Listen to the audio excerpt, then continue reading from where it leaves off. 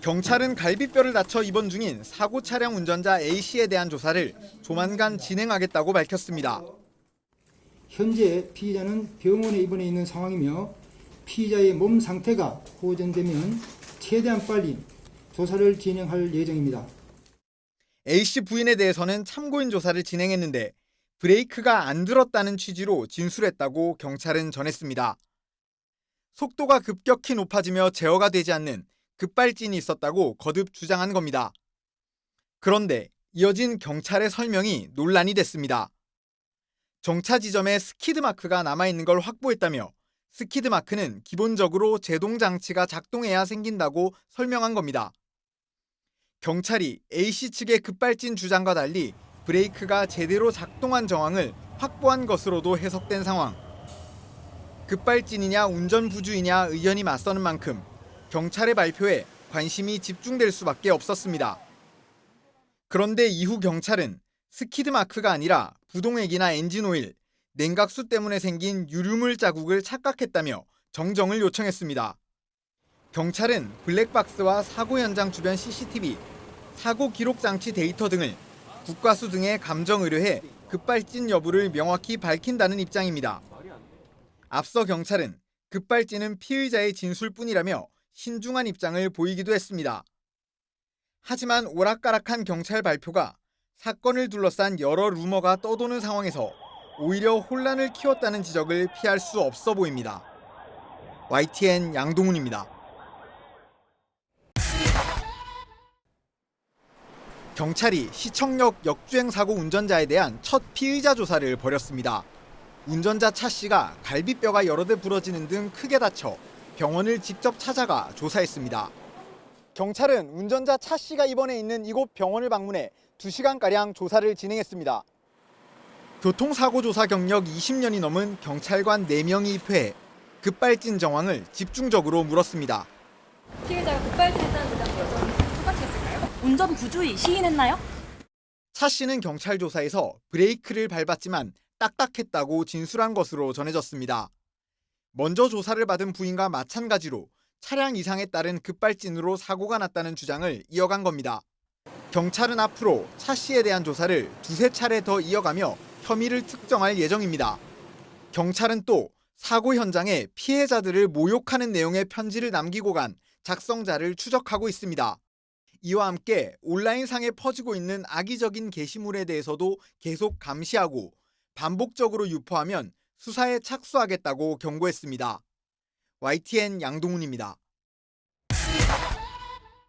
시청역 교통사고를 낸 60대 운전자가 경찰 수사를 받고 있는 가운데 처벌 수위에도 관심이 쏠리고 있습니다. 금고 5년을 넘지 못할 가능성도 제기되는데 일각에선 대안 입법이 필요하다는 지적도 나옵니다. 김다연 기자의 보도입니다. 서울시청역 인근 역주행 사고로 큰 인명피해를 낸 60대 차모 씨에게 적용된 혐의는 교통사고처리법 위반입니다.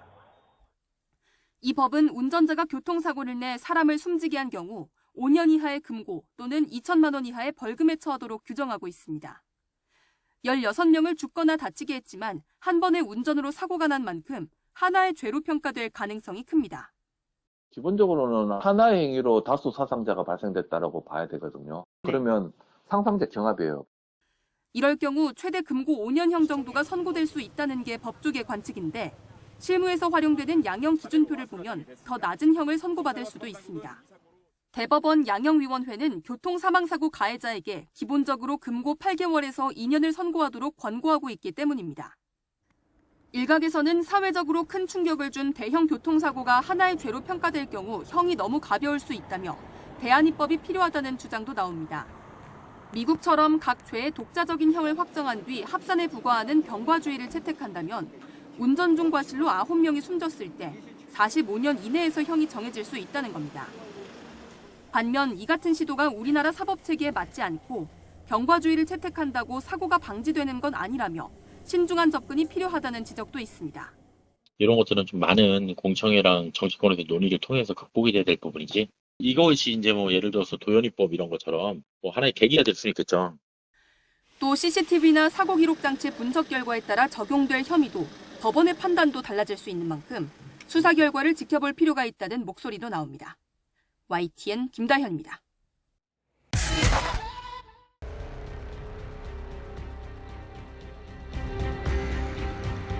운전자 차 씨의 급발진 주장을 검증할 중요한 단서 가운데 하나인 사고 차량의 블랙박스 영상. 경찰은 3차 수사 브리핑에서 안에 담긴 구체적인 음성 기록을 공개했습니다. 역주행 당시 어 하는 소리가 들어있을 뿐이라며 경적 소리도 담기지 않았다고 말했습니다. 또 운전자와 동승자 사이 대화는 있지만 사적인 대화로 사고 원인을 유추할 만한 내용은 없었다고 설명했습니다. 호텔 주차장에서 나와 자택으로 향하던 차량 내비게이션이 우회전을 안내했던 점도 확인됐습니다. 하지만 실제로는 좌회전을 해 일방 통행로로 진입하며 역주행을 시작했습니다. 주변을 자주 다녔지만 진입이 금지된 도로라는 사실은 몰랐다는 게 차 씨가 경찰에 내놓은 해명입니다. 경찰은 차 씨가 책임을 회피하기 위해 급발진 주장을 이어갈 가능성까지 염두에 두고 수사하고 있습니다. 역주행로를 빠르게 벗어나기 위해 스스로 속도를 냈을 가능성도 배제하지 않는다는 겁니다. 필요하다면 차 씨를 상대로 거짓말 탐지기도 사용하겠다는 입장입니다. 또 시내버스 기사인 차 씨가 버스 브레이크와 비슷한 모양인 사고 차량의 엑셀을 브레이크로 착각했는지도 들여다보고 있습니다. 다만 구체적인 사고 원인을 알아보기 위해선 국립과학수사연구원과 도로교통공단 등 전문기관의 정확한 감정 결과가 필요한 상황. 경찰은 오늘 차 씨가 입원한 병원에서 2차 진술조사를 진행할 계획입니다. YTN 정현우입니다. 지금 바로 구독을 눌러보세요. 실시간 뉴스, 긴급 속보, 심층 분석까지. 신뢰할 수 있는 24시간 보도 채널 YTN 뉴스와 함께하세요.